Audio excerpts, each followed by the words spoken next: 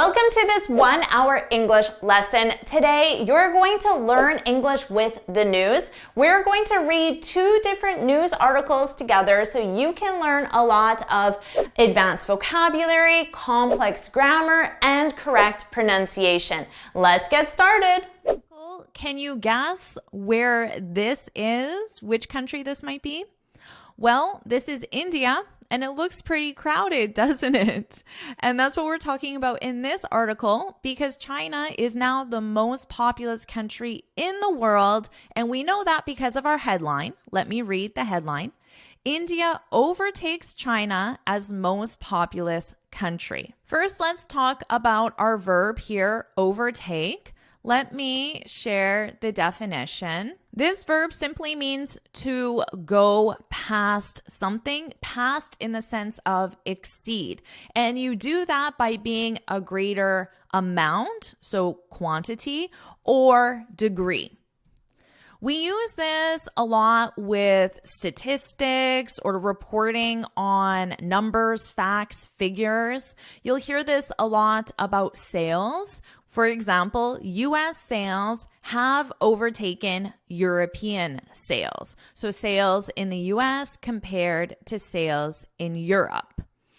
Now, I could also use our sentence structure here. Notice the preposition as. I could say the US has overtaken Europe as the leader in sales. So this is the title that has been achieved, the leader in sales, and the title goes to the US.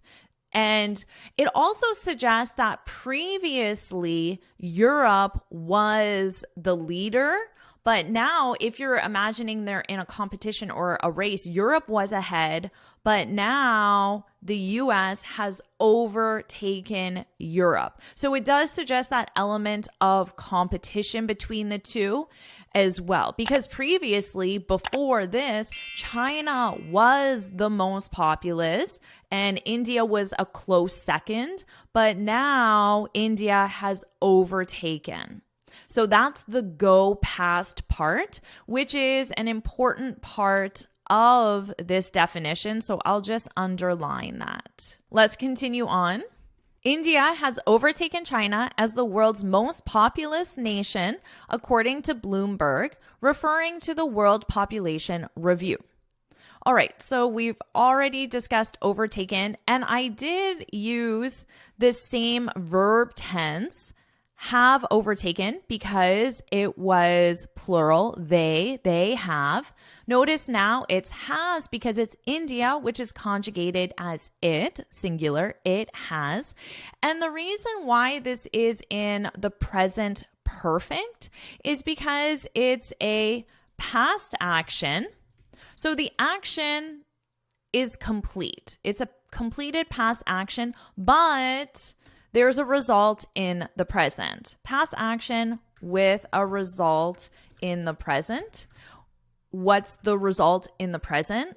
Now, China is the second most populous country and India is the most populous country. That's the result in the present, and that's why the verb tense is in the present perfect.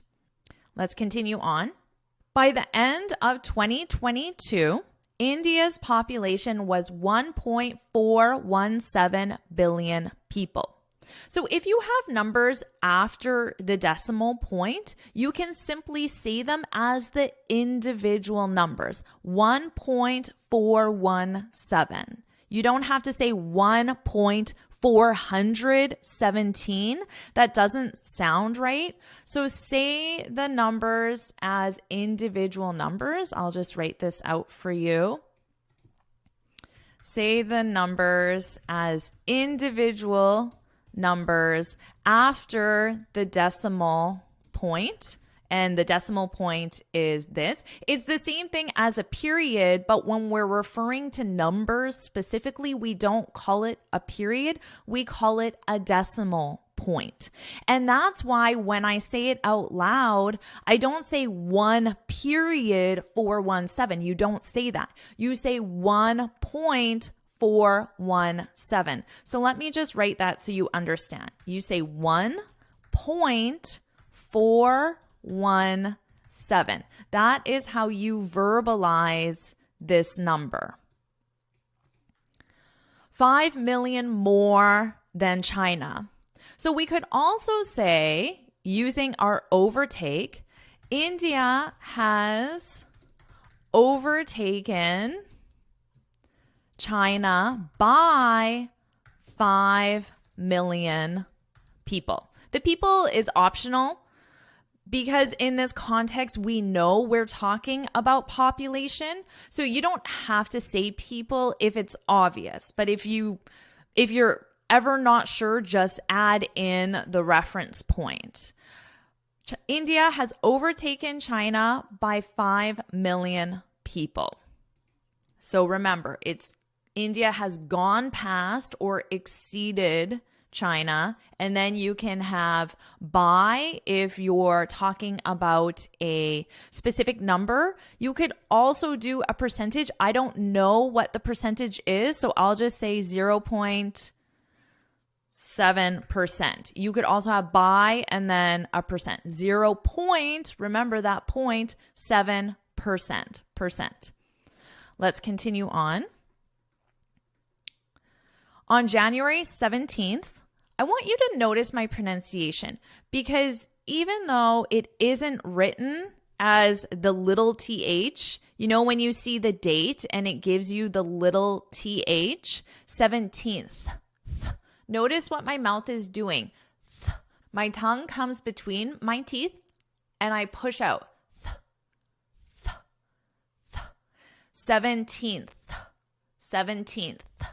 That's the pronunciation. Practice that. I know it's a difficult sound for a lot of students, but that is how we say the dates out loud. On January 17th, Chinese authorities announced that for the first time since the 1960s, the country's population will decrease by 850,000. So let's just talk about this number here. We're going to see some big numbers in the billions. Now, when you have 3 zeros, it's 1,000. 3 zeros, that represents 1,000. 850.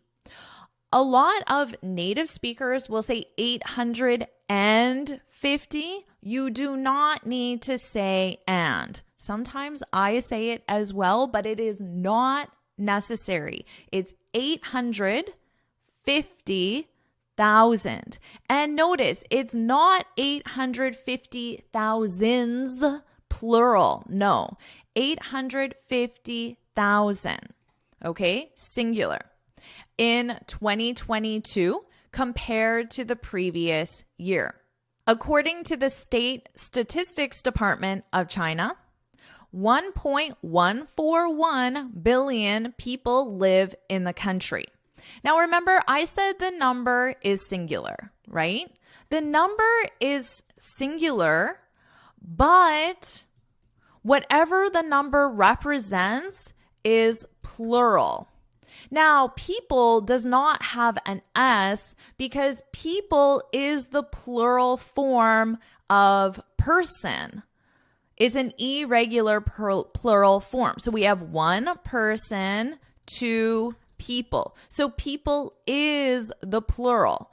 Now, if it were something like dollars, you need to add the S on dollars. 1.141 billion is singular, and then whatever the number represents, in this case, money, dollars, that's where you add the S. But it could be, for example, 1.41 billion t-shirts. Why not? T-shirts. So you put the S on t-shirts. Or it could be 1.141 billion cats, and then you put the S on cats. So that's why billion is singular, but then whatever it represents is plural. Let's continue on. According to World Population Review, as of January 18th, so even though in the spelling it is not there, I'm going to pronounce that TH. As of January 18th, India's population reached 1.423 billion. Another research organization, Macro Trends, claims that India is home to 1.428 billion people. So there's a slight difference in number between these two research organizations, but it's such a small difference, I'm surprised they even mentioned it. It's basically the same number, right? Let's continue on. China and India are the only two countries with populations over 1 billion. 1 billion, singular. Again, if you wanted to, you could add people, which is plural, 1 billion people. Over, another word could be with populations more than, or exceeding would be another word. But we can't use our overtake because remember, overtake is only used when we're talking about competition between two or more and then one goes past. One exceeds. So I'm specifying this because I did say exceed here, but overtake is specifically if there's some sort of competition. And in this case, there is no competition. They're just stating a fact of the population of specific countries. The U.S. Census Bureau's World Population Clock lists another 12 countries with populations exceeding, so notice here, they use exceeding rather than with populations over or populations more than. They're synonyms. You can choose whichever you'd like. Exceed probably sounds the most formal, I would say. Exceeding 100 million. So let's see, is your country on the list? The US, Indonesia, Pakistan, Nigeria, Brazil, Bangladesh, Russia, Mexico, Japan, Ethiopia, the Philippines, and Egypt. My country, Canada, is not on the list. We have a very small population. I actually don't know what the population is, so I'm going to Google it right now. So I just Googled it. Any guesses on the population of Canada? Canada's population is 38.25 million. Very small, right? Considering it's a huge country, but very small population. So what's the population of your country? Feel free to share in the comments below. Let's continue on. Okay, here's where we're getting to some really big numbers. If this intimidates you, don't worry because it intimidates native speakers. I'm sure if you saw a big number in your country, you'd probably stop for a second too. So I will explain how to know what this number is. The projected world population on January 1st. Okay, here we have a difference because with one, you need ST. First. The difference between the other one is my tongue is not going between my teeth. Notice, first. January 1st. January 1st. January 5th. January 5th. That's with 5. 5th. Let me write that. January 5th. And then we have January 2nd. You just add a d sound. Second. And then we have one final choice, which is third.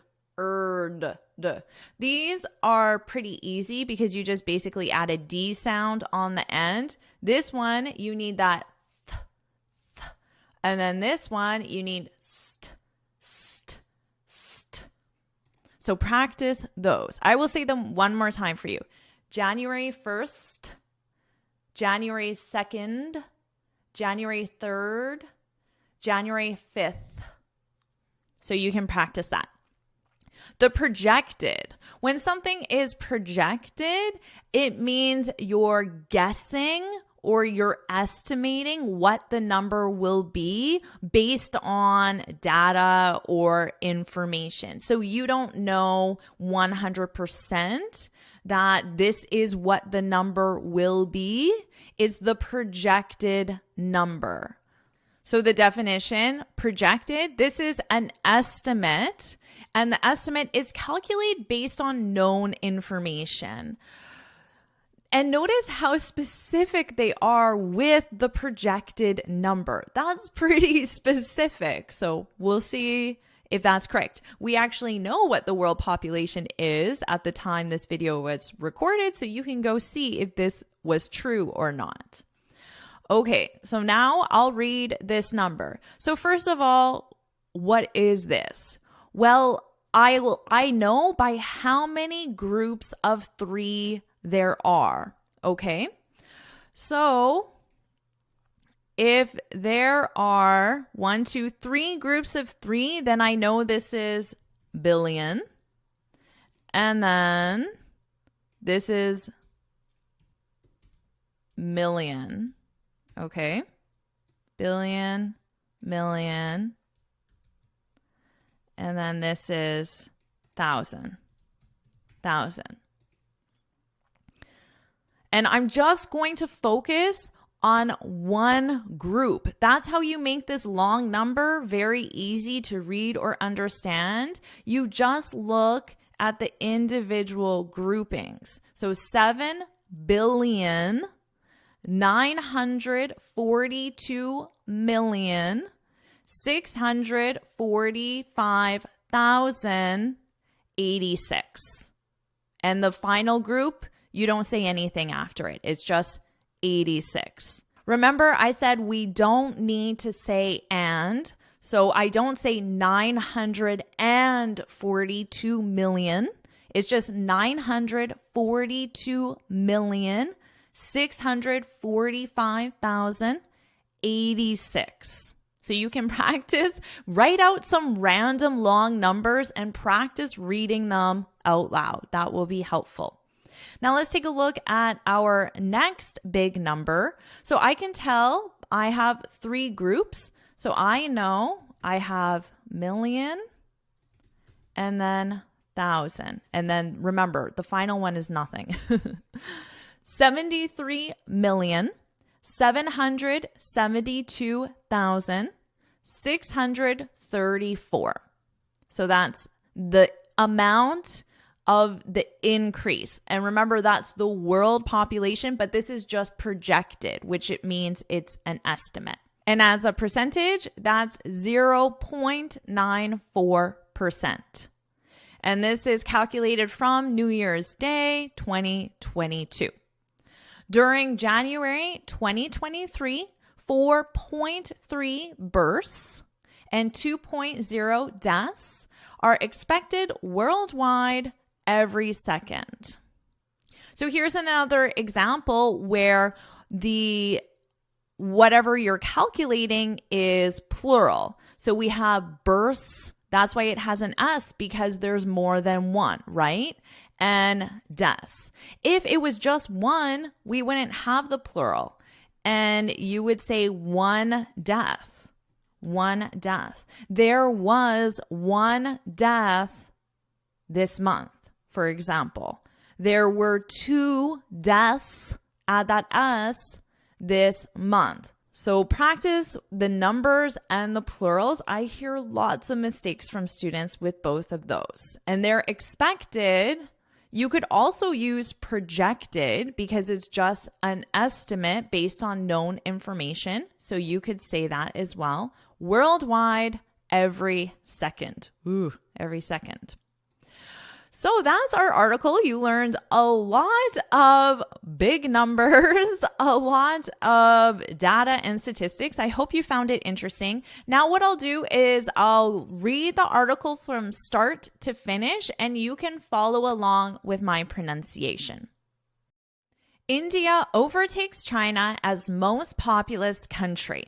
India has overtaken China as the world's most populous nation, according to Bloomberg, referring to the World Population Review. By the end of 2022, India's population was 1.417 billion people, 5 million more than China. On January 17th, Chinese authorities announced that for the first time since the 1960s, the country's population will decrease by 850,000 in 2022 compared to the previous year. According to the State Statistics Department of China, 1.141 billion people live in the country. According to World Population Review, as of January 18th, India's population reached 1.423 billion. Another research organization, Macro Trends, claims that India is home to 1.428 billion people. China and India are the only two countries with populations over 1 billion. The U.S. Census Bureau's World Population Clock lists another 12 countries with populations exceeding 100 million: the US, Indonesia, Pakistan, Nigeria, Brazil, Bangladesh, Russia, Mexico, Japan, Ethiopia, the Philippines, and Egypt. The projected world population on January 1st, 2023 is 7,942,647,086. An increase of 73,772,634, or 0.94%, from New Year's Day 2022. During January 2023, 4.3 births and 2.0 deaths are expected worldwide every second. Amazing job with that article. Now we're going to move on to the next article. Feel free to take a pause, get a cup of tea if you like, and let's continue on. Today we're talking about Tokyo, so let me read the headline. Tokyo is so crowded, the government is paying families to leave. Now, you have a visual image of the word crowded, so you can understand what this adjective means. Crowded is when you have a space and there are many people, many people in that space. So you can see this space right here and there are many people. So that's what the whole city of Tokyo looks like when we say crowded. So this is our adjective. Now notice there is a part of this adjective that's necessary for grammar to form the sentence correctly. And that is our verb to be, because you need to say something, Tokyo, the city, the restaurant, the mall, for example, something is crowded. So if you're referring to more than one thing, for example, the stores, there are multiple stores. The stores were crowded. What verb tense is that in? The stores were crowded. So I have my verb to be conjugated with my subject, which is plural, the stores, they. And what verb tense is this? Well, this is, of course, the past simple. So I could say the stores were crowded yesterday, which means there were many people in those stores. So what about your city? Is your city crowded? You can share that in the comments to practice that new word, your new adjective. Now notice the pronunciation, crowded, crowded. So we have those two syllables, crowded, crowded. Let's continue on. Japan is offering to pay families to move out of its overcrowded capital in an effort to revitalize countryside towns and boost the falling birth rate. Okay, so Japan, of course, they're talking about the government of Japan will give you money if you leave Tokyo. So that's what move out of. You move out of a location. So when you include the noun, you need the preposition of. And that simply means leave, but leave permanently. We use this with kids when they become adults and they leave their parents' home to have their own home. So you might say, I moved out when I was 19 years old. So I left my parents' home permanently. I moved out. You don't have to use this just with your parents' home. You could use this with any home you're currently in. So the location you're currently in, no matter what that location is, you can use this. For example, next month, I'm moving out. So it could just be out of my current residence and I'm leaving it permanently.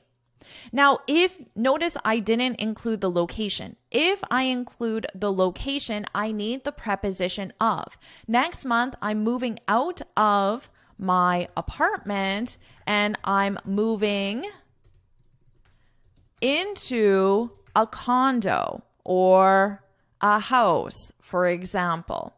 So that's when you go to your new location. You move into a house. So you have your article. And when you include the noun, you need the preposition of. So Japan will give you money if you leave Tokyo, if you move out of Tokyo, because it's not just crowded, it's overcrowded. So when you add the prefix over, this implies too much of the adjective or of the noun or whatever follows, because I could use a verb, for example. I slept. I slept. Very simple, right? I slept. Now, if I add I overslept, it means I slept too much. I slept too much. So I could say, I worked yesterday, which is neutral in emotion. I worked yesterday. I overworked yesterday. So now this neutral sentence, I worked yesterday, it becomes more of a negative. I overworked yesterday. I worked too much. So by adding over to our adjective crowded, it's saying it's too crowded, too crowded, too crowded. So it's, in this case, for the adjective, it's simply a way of intensifying that adjective. Too crowded, capital. Tokyo is, of course, the capital of Japan. In an effort to, that's just saying the reason why, in order to revitalize countryside towns. So a countryside town is just a town outside of a major urban area. So maybe you have to drive 30, 40, 50 minutes outside of the city to get to the countryside town. So revitalize, this implies that the countryside towns now are not very vibrant. Vibrant means there's a lot of activity. There's a lot of life there. There's a lot of people living there. There's a lot of work there. There's a lot of activities there, a lot of community there. So in the past, the towns were vibrant, very lively. People moved to the major capitals, the major cities, urban areas. So now those towns are not vibrant, not lively. So they have to revitalize. So bring that vibrancy, bring that aliveness back. So to bring the vibrancy back. Remember, vibrancy is just that energy, the aliveness within a town. And boost falling birth rates. So the birth rates are going down. They're falling, right? They're going down. So to boost them simply means to increase them. So it's saying to try to get people to have more kids, right? Because if the birth rate is falling and you want to boost it, how do you do that? By having more kids. So this means to increase, to boost. Okay, let's continue on.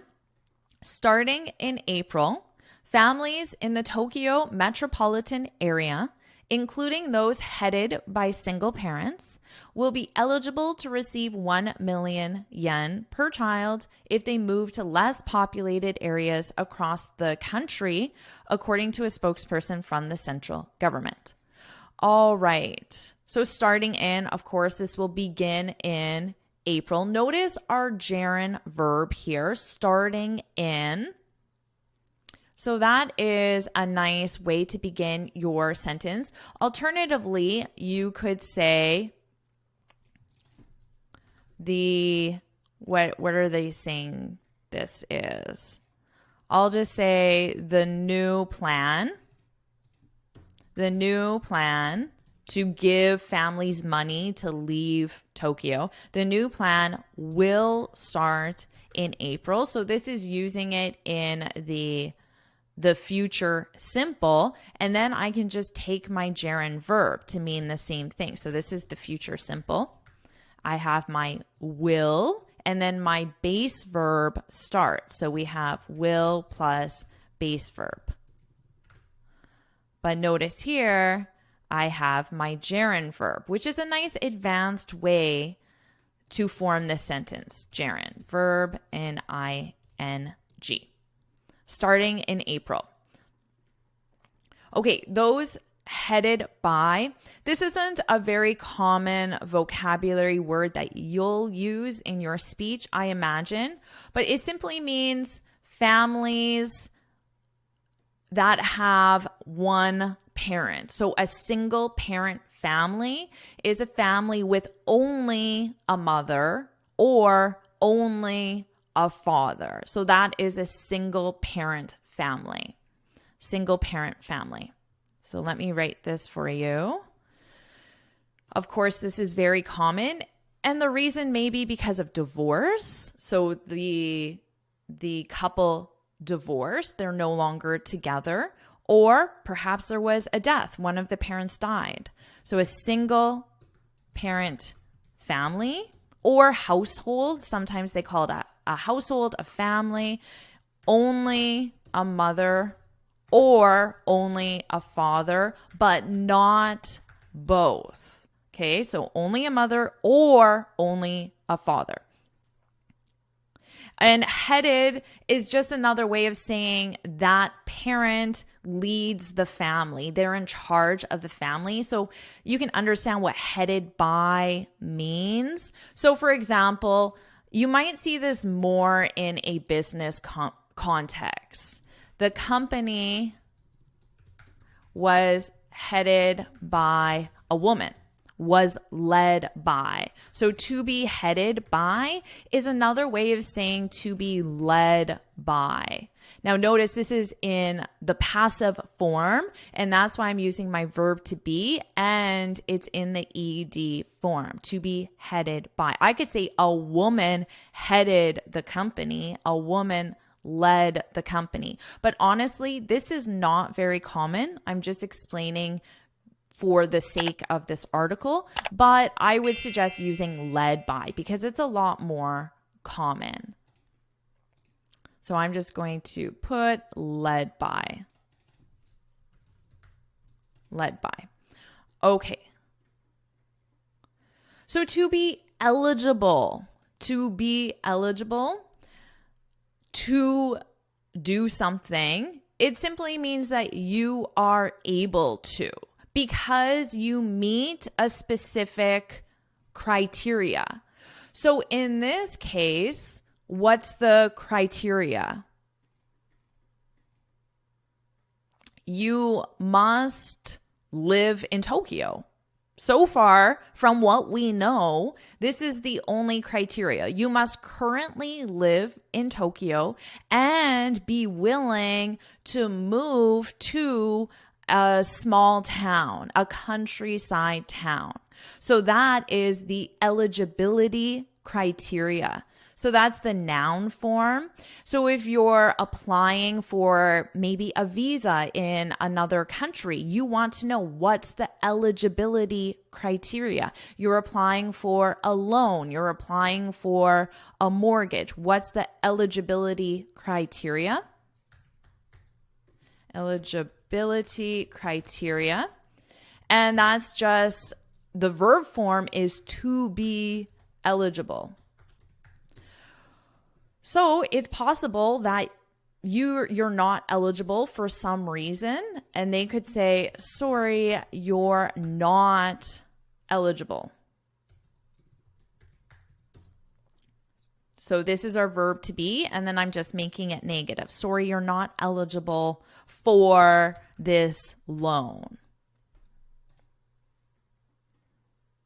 Okay, so the eligibility criteria is they must be willing to move to less populated. So this could be another way of saying less crowded areas. Crowded. Populated is just referring to the population, right? How many people live in a specific area. That's the population. So less populated area, that is an area with less people. Less populated area is an area with fewer people living there. So at this point, I'm not sure if you need to have children right now because it says that they will receive money per child. It doesn't say that they will receive money for themselves as the parent. So maybe the eligibility criteria is you must have a child and be willing to leave. I'm not sure. Okay, let's continue on. The incentives apply to children aged under 18. Yes, now we have our answer. So I know the eligibility criteria, this money is not available for the adults. It's for families with children, which makes sense. The incentives apply to children aged under 18. So that is part of the eligibility criteria because you can't be 19 or dependents 18 and over if they're still attending high school. Okay, so you can be 19 if you're attending high school. Maybe you started high school late, your birthday is late in the year, or you had to repeat a year. So if you're still in high school. All right, the incentive. And in this case, an incentive is a noun. This is a noun. And I know it's a noun because I have my article here, right? The incentive. And is conjugated in the plural. So this is a noun. And an incentive is something such as a reward. In this case, it's a financial reward. It doesn't have to be financial. It could be something like a company car or an extra vacation day. So it's just a reward, some reward that will influence your behavior. So a reward offered to you to get you to do something specific. So I'll write that out for you. A reward offered to you to get you, to convince you, influence you to do something specific. Without the incentive, why would I leave Tokyo and move to a small town? There's no incentive. There's no incentive.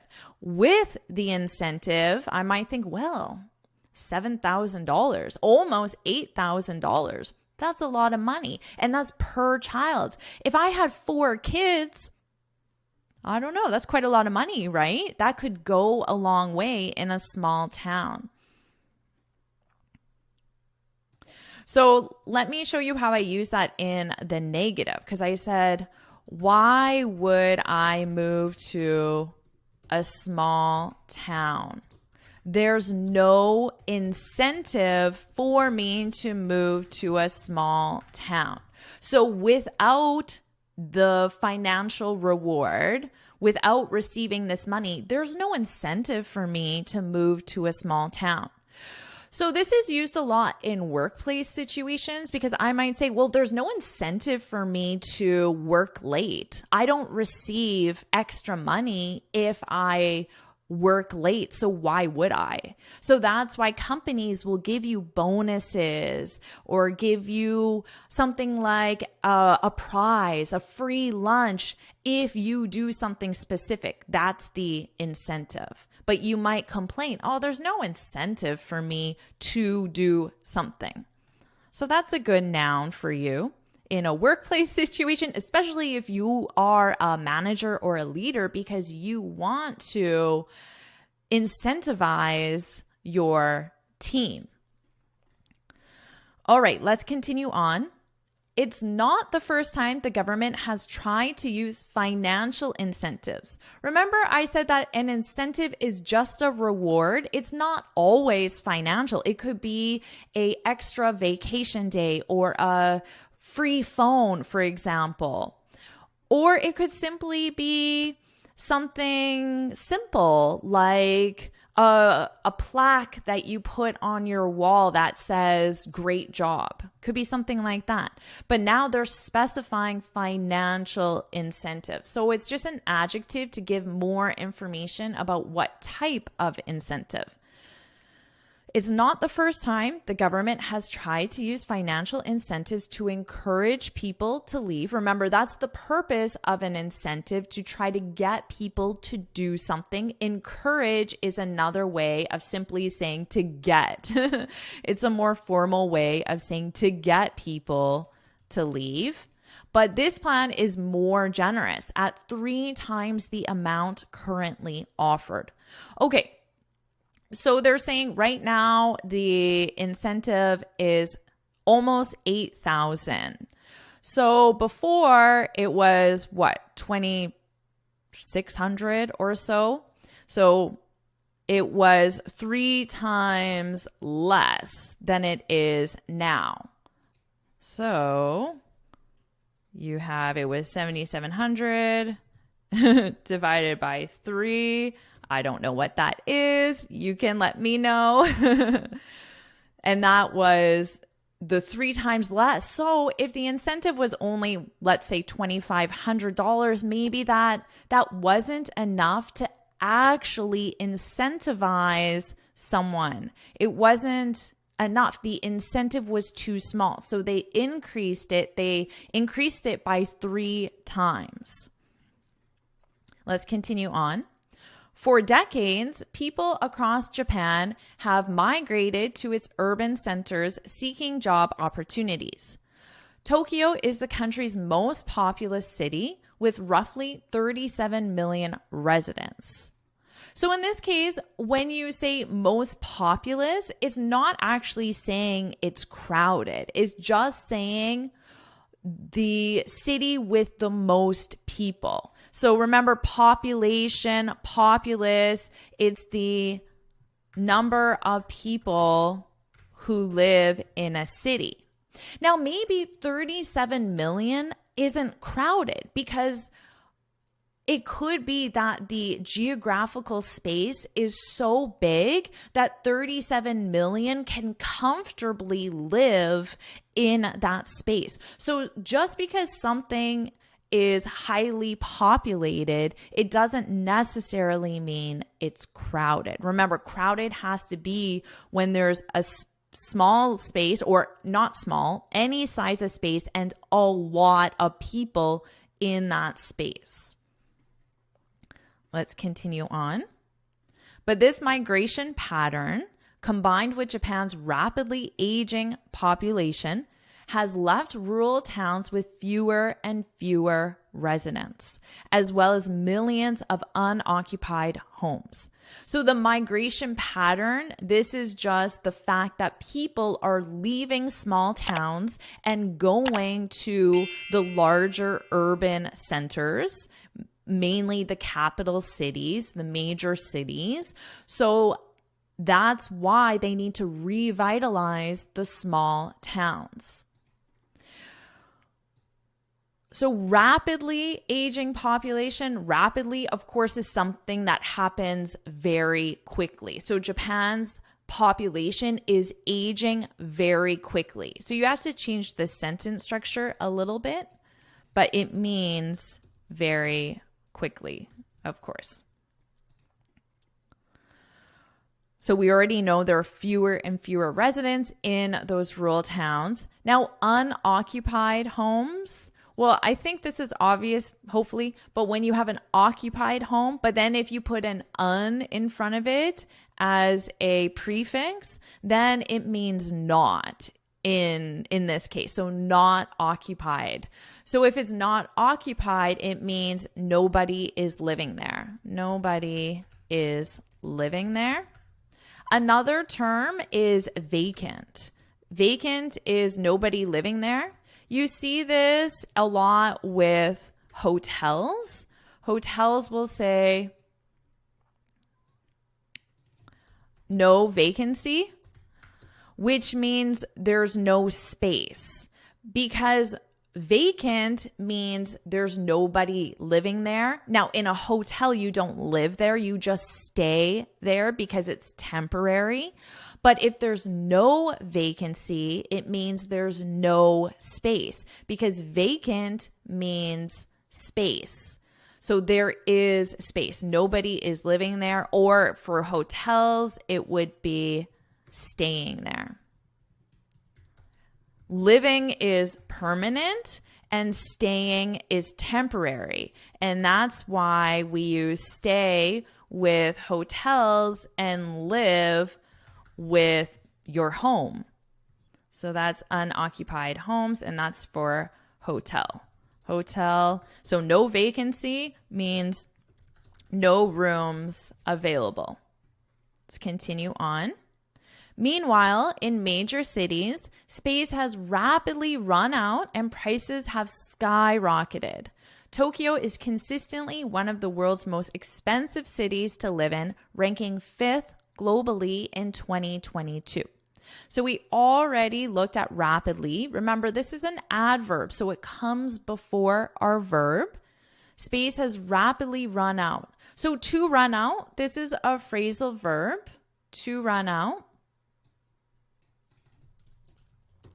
And this is when you no longer have something specific.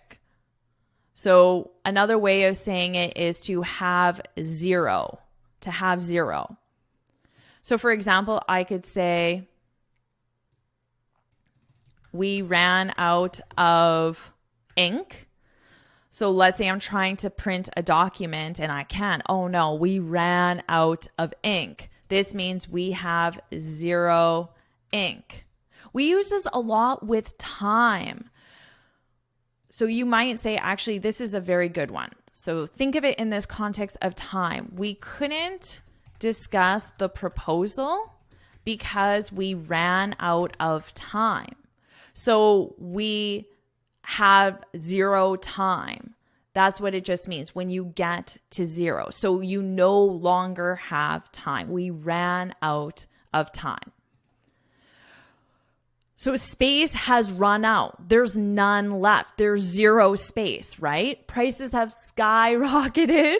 I think the image of this skyrocketed. So the price was here, let's say $100,000. It skyrocketed to $500,000. So it increased quickly.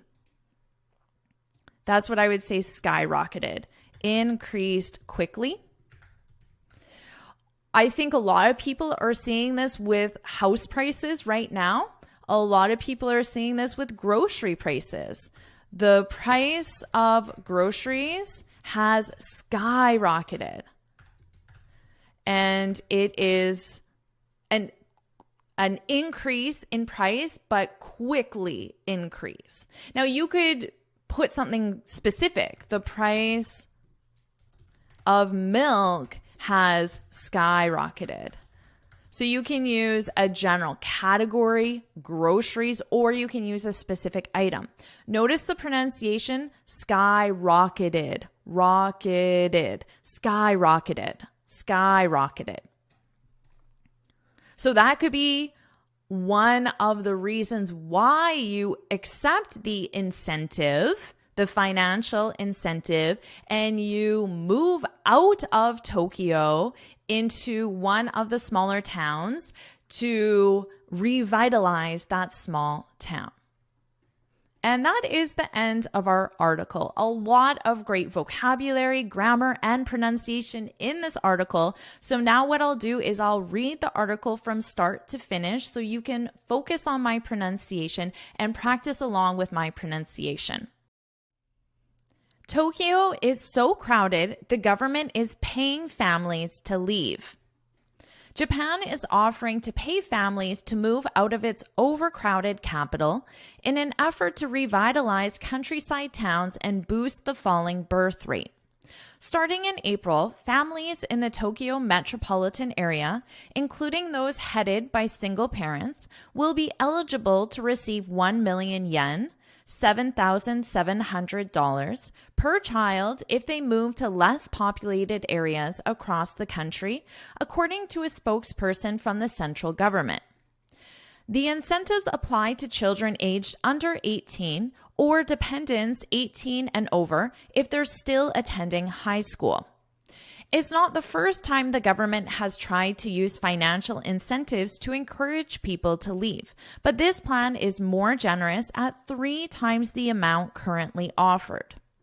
For decades, people across Japan have migrated to its urban centers seeking job opportunities. Tokyo is the country's most populous city with roughly 37 million residents. But this migration pattern, combined with Japan's rapidly aging population, has left rural towns with fewer and fewer residents, as well as millions of unoccupied homes. Meanwhile, in major cities, space has rapidly run out and prices have skyrocketed. Tokyo is consistently one of the world's most expensive cities to live in, ranking 5th globally in 2022. Amazing job with this lesson. If you're up for it, I have another lesson right here that I know you're going to love. And make sure you get your free speaking guide where I share 6 tips on how to speak English fluently and confidently. You can get it from my website right here. And when you're ready, get started with your next lesson.